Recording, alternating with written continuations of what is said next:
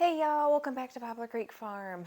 If you guys have been to the grocery store recently, or if you don't do the grocery shopping but your significant other does, and you've looked at your grocery bill, you guys may have realized that you are spending so much more money on the same groceries that you were buying a year ago.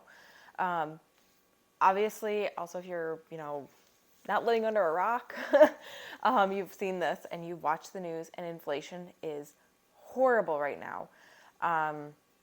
There's a million and one reasons why this is happening. This is not just due to the pandemic. This is due to supply chain issues, which was somewhat due to the pandemic.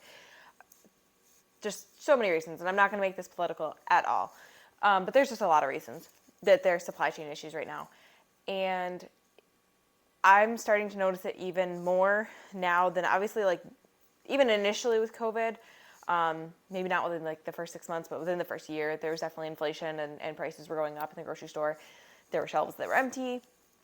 Obviously, we saw the whole toilet paper crisis initially, but that is gone. That type of issue specifically, if now it's more empty shelves because they're not able to get the supplies in that they normally would get in. It's not that people are buying excess of things necessarily. It's that they're just not getting the shipments. And when they are getting the shipments, the prices are just sky high. I noticed this specifically with salad. So we buy a lot of salad, obviously, in the winter in New York. We can't really grow anything. I'm hoping maybe in the future, if we have a high tunnel, we can at least extend our season. Maybe not the whole winter, but like grow into the season and start earlier. We'll be able to grow some of our own lettuce, but we buy tons of lettuce in the winter, especially when my husband and I are trying to eat healthy. And normally, when we go to Price Chopper for most of our groceries. It's just the local grocery store here. And normally salad is 2 bags for $5. So, and it's always on sale for 2 for $5. And it's funny because it's literally always that price. Like, it's always on sale. I think I've seen it one time before this, like not on sale. When I purchased it this past time, or the past couple times I purchased it, it was 3 for $10. So you're losing, for the exact same amount of money, you're losing an entire bag of salad. And this is with everything. I mean, everything in general is going up. Even the cat food. Cat food I buy normally was $21 a bag, is now $24 a bag. Obviously, we know like our chicken feed has gone up. It's just everything is going up. But I can tell you what I haven't seen go up in price yet. And I think that this is something that people need to kind of jump on is I haven't seen seed prices go up. Seed shortages are happening, yes. Some of that is supply chain issues. Some of it is growing conditions. Obviously, due to climate change, we have more extremes, whether we have more extreme droughts, too much, excess moisture, tornadoes, hurricanes, like the whole nine. So we have kind of the array of things that do limit seed production somewhat.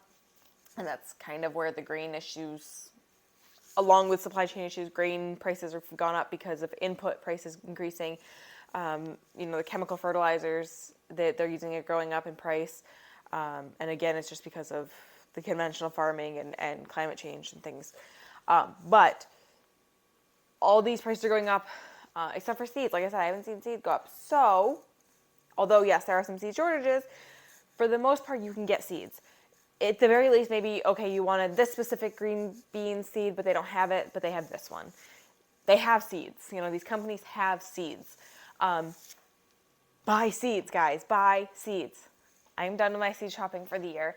I don't think I need anything else. I was waiting.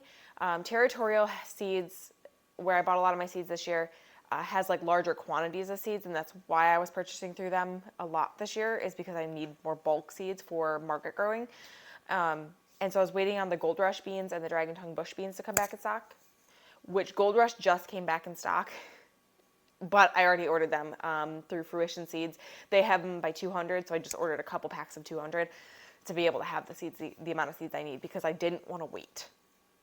Not knowing, because originally they were supposed to come back in stock in mid-January, and it's end of February now, or middle to end of February, and they still weren't in stock. So I didn't want to wait. So I'm done. But if you guys have the ability to grow some food, I am not saying you need to go out and buy thousands of seeds and grow all of your food be 100% self-sufficient. That's not realistic, especially if you have not gardened or have not gardened large scale. It's hard work. It's hard to keep up with. And if you haven't done that and you don't know how to preserve your food, that's going to be a lot of wasted time, money, and effort. So offsetting some of your food costs is absolutely, worthwhile. So grow things that you can grow large quantities of or larger quantities of with, some ease. So things that don't take a lot of maintenance, things that don't take a lot of space, or things that don't take much in the way of preserving. So one of the biggest things that I think is huge for self-sufficiency in regards to food and what you can grow is beans. I just talked about beans, ordering beans, but I think beans are so critical for a couple of reasons. There's good drying beans, obviously, which drying beans are huge. They store really easily. You don't really have to do much to them when they're growing. You just pick them when they're dry. You let them dry out, there's drying racks, or you can put them on a paper towel and then put them in an airtight container. It's pretty much as simple as that. And then you just soak them to cook them into whatever you're making. So beans are really big, but I don't even grow a lot of drying beans. I've grown them in the past and I just don't keep up with them. I kind of forget about them. And last year I grew a lot of drying beans and we had a really wet summer. So pretty much by the time they were dry, they were also molded. And this year I'm just not dedicating a lot of space to that. I have some drying beans still that I can grow.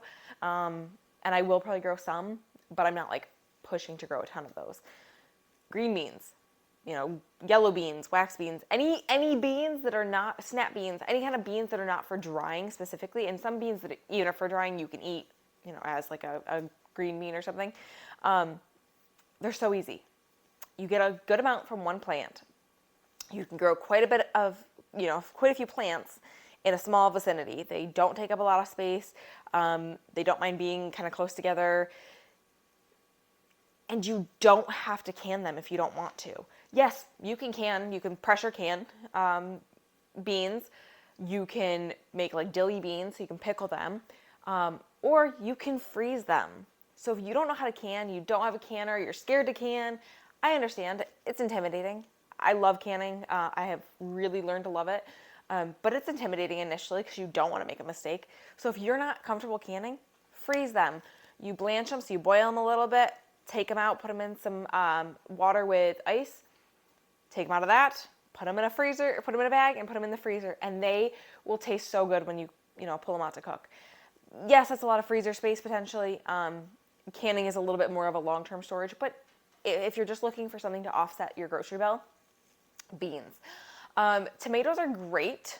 I love tomatoes, but they don't offset your grocery bill a ton. Sauce, salsa, you can just, tomatoes, stewed tomatoes, things like that. Yes, they're great and I love them and I will always can them. But for staples, they're not as great necessarily. The other thing that I think is like huge to grow for sustainability, long-term storage, ease of growing or storing. Growing in is a little bit iffier, but it's winter squashes.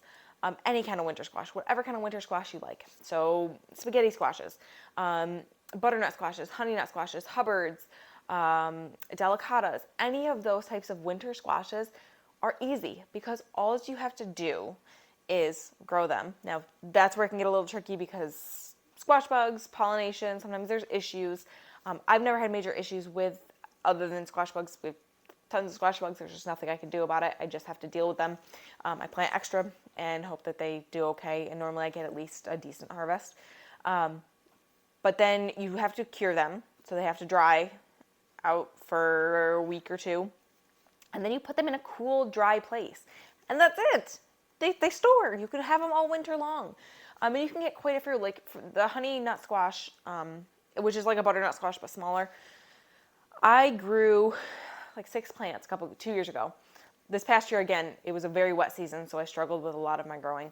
I had planted things way too close together. I planted way too many of everything too close together, so a lot of things struggled. But 2 years ago, I had probably, from 6 plants, I probably had over 100 honey nut squash. It was insane. They just grew and grew and grew and kept producing, and it was I just couldn't believe the amount I got. That was a ton of food. A ton of food from just a few plants. And that can feed your family. And again, just offset. And that's kind of a staple. Another really good thing is potatoes. Potatoes can be a little hit or miss too with growing. Again, pest pressure, we get the Colorado beetles or something. They're little red beetles and they're a pain in the butt and they do kill the plants. But if you do grow your potatoes and can grow them well, another huge staple item, starch. It's a huge part of your meals and it can really offset your grocery bill. So doing what you can to grow as much food as you can on your small farm or homestead or even just backyard garden is so important. I mean, my grocery bill, so we have a budget, and our grocery bill has doubled in the past few months. It has completely doubled.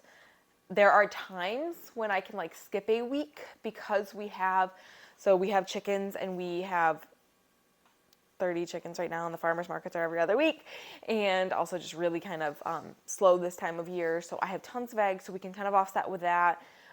We do baking, and we have our meat in the freezer that because we don't buy any meat from the grocery store. So we have our chickens, we have half a pig that we purchased, and then we have a quarter of a cow that we had purchased, as well as venison that my husband hunted. So we can sometimes skip a week, but still, even with that, our grocery bill has doubled. And I don't foresee it coming down anytime. I don't foresee prices coming down. I shouldn't say my grocery bill. My grocery bill better come down come spring when I start growing my plants. But realistically, I feel a lot more pressure and a lot more of a urgency to grow more food.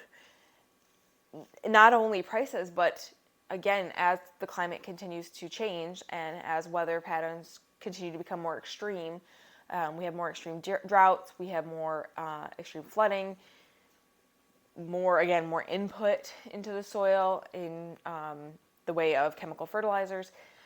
Prices are going to go up, but also the actual yields are going to go down, and we are going to see more and more shortages. So that makes me feel like I need to get on top of growing and preserving more every year that I can. Now we market garden as well as garden for ourselves, which sometimes can be a little bit of, it's like, how much do I save for myself? How much do I grow for selling? It's not necessarily a specific amount. It's sometimes like I'll go and pick beans and I'll go to the market with them, and then whatever's left over I can. And sometimes it's like I have none left over and I have nothing for us, and sometimes I have tons. So it's kind of just figuring out how your markets are going to be, and making sure that you're always growing. You're always having some for yourself. You know, take your cut first, really, is what you should do, so that you always have some to be able to can eat fresh. Obviously, we're eating fresh out of the garden all summer long. But just for me, sometimes it's a bit of a balance, because sometimes I'm like, well, no, I got to sell everything. I got to sell as much as I can. When really I need to be like, no, we need to preserve for ourselves, and then sell whatever's excess. Do I need to can 50 cans of tomatoes every week? No. I can can 10 cans of tomatoes and sell the rest of the tomatoes at market. And over the weeks that I am able to can them, I will have plenty for us, as well as for selling. So I need to figure that balance out.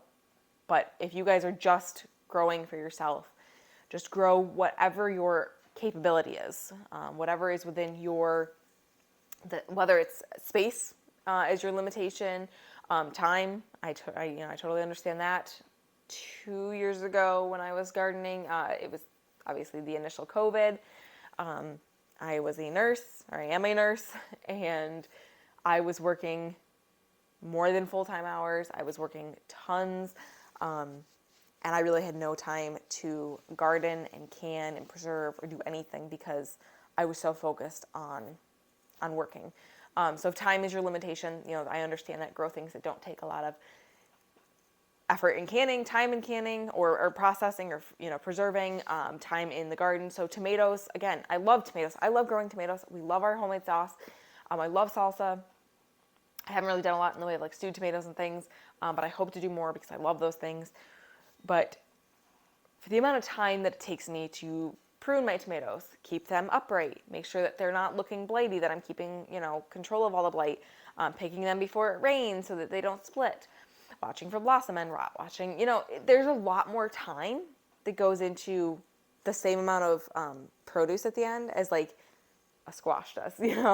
I don't do much with my squashes. Once they're there, I leave them. If I struggle with pollination, which I don't because I have bees on my property, we have our honeybees.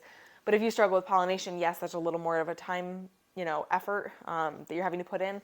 But it's still, the amount you're going to get out of it is worth that a little bit amount of time than, again, the tomato plant that's going to take a lot more time. Corn. The amount of space corn takes is not worthwhile to me to grow. I have a lot of local growers that grow sweet corn. We have plenty that we can buy at the market or barter for. So I don't need to grow corn. I don't need to take that space. It's a lot of space for a small amount of yield. So it may not be a lot of time. Corn doesn't take much in the way of time for growing, but it's a lot of space for the yield. And again, back to that bean plant, I get a lot of yields off of one very small plant. It doesn't take much space. Things like radishes that are quick. Yes, you get one radish per seed, but you can grow them in 30 days and then re-sow them. In another 30 days you have more, and then another 30 days you have more. And in my growing season, I can grow 5 or 6 rounds of radishes because they do germinate in the cooler climates and cooler weather, and they will germinate into the fall and grow into the fall. So you have to kind of take into consideration with every crop that you're growing, what is the amount of time I have to put into it? If you have lots of time, great, grow whatever you want. And it's not a big deal. But if you have limited time, grow what doesn't take a lot of time. If you have limited space, grow what doesn't take a lot of space for a large amount of yield. Grow, if it's more like a financial thing, grow things that one seed can give you 10 of the crop or, whatever. Don't grow corn, which is going to be the same amount for a seed packet as a bean. Beans are going to get the same, you're going to get a lot more beans per plant than you are going to get a ear of corn per seed, if that makes sense. I don't know if that was kind of gibberish. But, guys, this is the time. Plan. Grow your food. Put in the effort and figure out what is the most... Grow things you love, of course, but when you are thinking about trying to offset your grocery bill or provide for your family, grow things that are going to have high yields, store well, don't take a lot of effort for preservation, unless you have the time, of course, but that will store well for long periods of time and that you can grow a lot of, because that's what's really important. And I wore my Grow Your Own Food shirt today. Just happened to put this on, actually, and I wanted to do this video. This is from Nature Supply Company. I have zero affiliation with them. I just love them. They're a net zero company. Basically, they're climate neutral. I'm sorry. They're a climate neutral company, which just means that they offset all the carbon that they emit producing their shirts. They're high quality shirts. They're super soft. I love them. Get off my soapbox with that. But I will bring you guys along as I'm growing food this year and try to give you guys the most amount of tips I can for growing the most amount of food for the space you have, for the time you have, and the finances you have. I'm going to do my best to encourage everyone in every situation to grow the food that they can, so that they can reduce their grocery bill, reduce the pressure on the supply chains, and provide for their family. Thank you guys so much for hanging out with me today. Remember, we're growing today for a better tomorrow. Please like and subscribe and join me on the next one.